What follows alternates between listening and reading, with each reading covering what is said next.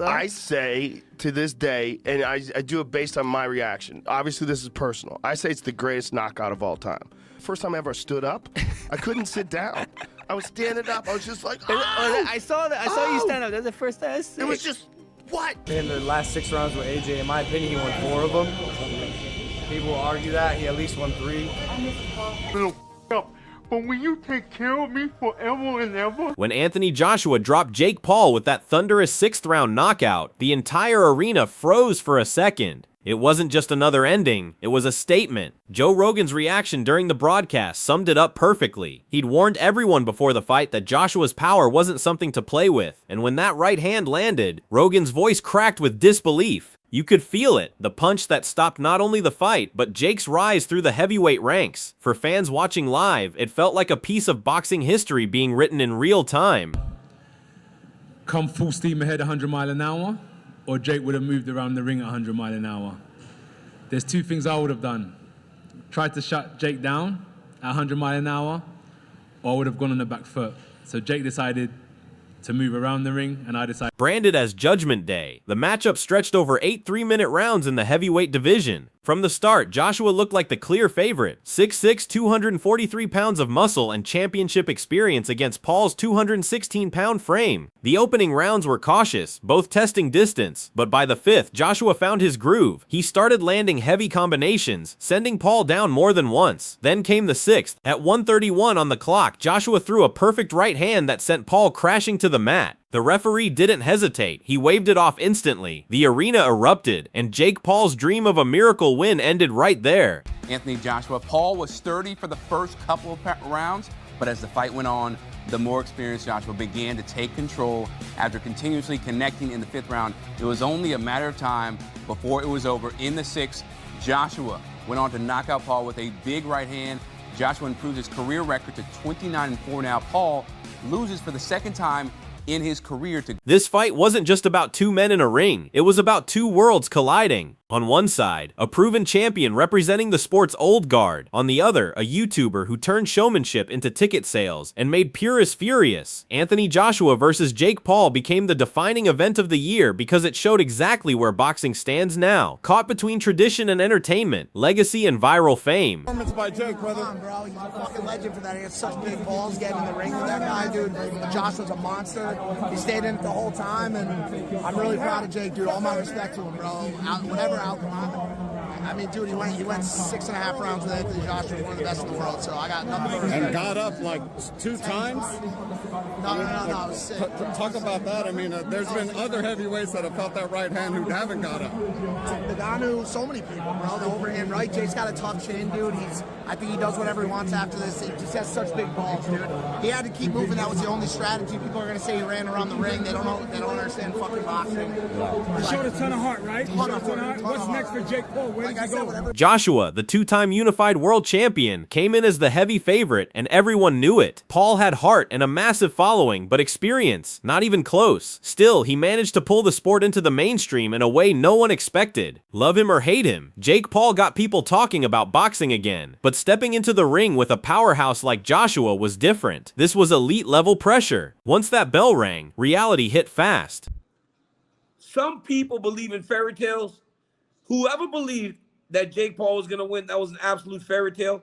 I've got a friend in a group message that said, I just put $20 on Jake Paul to win. I was like, bro, you just wasted your money. There was never a world in which Jake Paul was going to beat Anthony Joshua. It was always a matter of how the fight would end. So I watched all the pundits talking about the fight, even Rosendo, my boxing coach. I was like, does Anthony Joshua represent boxing? Everybody from that world felt like Anthony Joshua was representing boxing. And as the fight started to go on, first off, he was representing boxing, so they wanted him to get the job done. All right, first and foremost. You can't lose to a guy that's perceived to be a YouTuber, even though today, Jake Paul is more boxer than YouTuber. I've said this time and time again. When you have resources, when you can spend $1 million a year on training camps, housing, food, coaches. This is not recreational anymore. He's a boxer. He's just not a boxer at that level. I ran into his brother in New York City. and I said to Logan, what parameters are in place, Logan?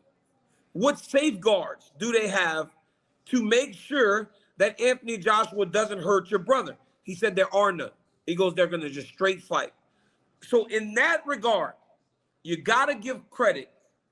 After the fight, Joshua didn't gloat. He spoke like a man who got the job done but wasn't satisfied. He admitted it wasn't his cleanest performance, that he struggled early to find his rhythm and couldn't trap Paul as quickly as planned. It's a win, he said, but not my best. That honesty caught attention because it showed the mindset of a true champion. Winning isn't enough when you know you can be better. There's a lot of things, 100%.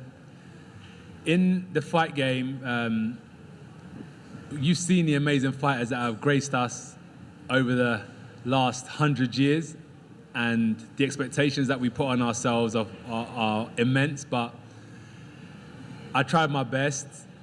Jake done well while it lasted, but if you remember what I said in the interview with Cameron is, fighting's not just physical, it's psychological. And when you understand the psychological warfare, I did say to you is that, Jake, what's gonna happen? I'm going to see a time when I'm going to take your soul and you're either going to give up or you're going to... Even after knocking Jake out cold, Joshua showed nothing but respect. He said Paul earned his place by getting up again and again, refusing to quit. Most fighters wouldn't have taken this kind of challenge, and Joshua knew it. He's got heart, he said. He kept coming back. For a man who once held multiple world titles, that kind of praise meant something. It showed that deep down, Joshua saw more than just a YouTuber. He saw a fighter. AJ's won 6 rounds. He kind of dismantled him. He took his time. How do you see it? Yeah, it was a frustrating 2-3 rounds maybe because Jake was moving so much, holding, but did well, I thought. I mean, I was impressed with him. I mean, I was more impressed with his toughness because I think that last shot would have knocked out most heavyweights. I mean, I know he broke his jaw. Yeah, I know it knocked him out, but he was not unconscious. You know, I mean, look, he may not come back from. If he has broken his jaw, it's a big injury to come back from. Well, there's pictures of him in hospital right now. Well, listen, you've got to respect him because he did what many people wouldn't do, which was get in the ring with him. And you know, he didn't.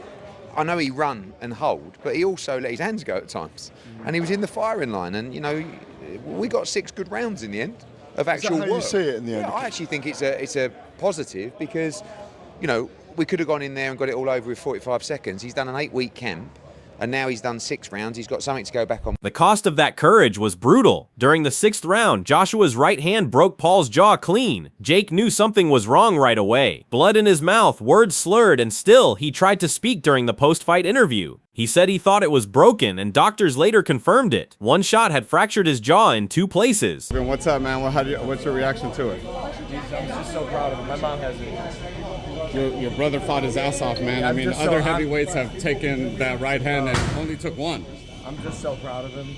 That was incredible. In my view, that was a victory on all fronts. Right. Like, minus the actual victory, obviously, of course, but bro, like, no one expected him to last 6 rounds with AJ. In my opinion, he won 4 of them.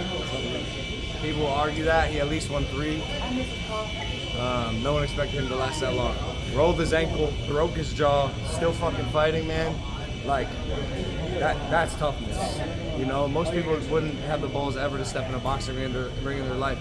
He stepped in a boxing ring with one of the baddest men on the planet, who's 40 pounds heavier than him and 6 inches taller. That's insane. He's one of the most skilled fighters on the planet. My brother, as a fucking YouTuber, went 6 rounds with him in a fight with a broken jaw and rolled ankle. I'm so proud of him. That was just unbelievable. I saw you talking crap to AJ at one Bro, I point. was trying to get his head. I think I pissed him off. I was just saying fuck that shit. I love AJ. But bro, I saw you going down the fight game. I was talking so much. But I just pissed him off. Then he broke my brother's jaw. True to his defiant persona, Jake didn't disappear quietly. Hours later, he posted his x-ray for everyone to see, a double broken jaw with the caption, "Double broken jaw, give me Canelo in 10 days." Fans couldn't believe it. The scans confirmed 2 fractures, and the fact that he drove himself to the hospital only fueled his legend of stubbornness. Doctors estimated 4 to 6 weeks of recovery, but Jake turned it into content, uploading updates and thanking his followers for sticking with him. Even beaten, he stayed on brand, loud, confident, unshaken. Nikita, just down here, Jeffrey from the Sun. Just to follow up on Jake, he said he broke his jaw in the aftermath. Has he gone to hospital? What's the health update on Jake? Yeah, we think he broke his jaw. He's fine. We met with Netflix afterwards. He took a shower. He drove himself to the hospital. A broken jaw is very common in sports, particularly in boxing or MMA, and I think the recovery time from the doctors and surgeons we've already talked to is That wraps up today's breakdown. What did you think of the fight? Was this the result you expected? Drop your thoughts in the comments, hit that like button, and make sure you subscribe for more fight coverage and behind-the-scenes stories from the world of combat sports.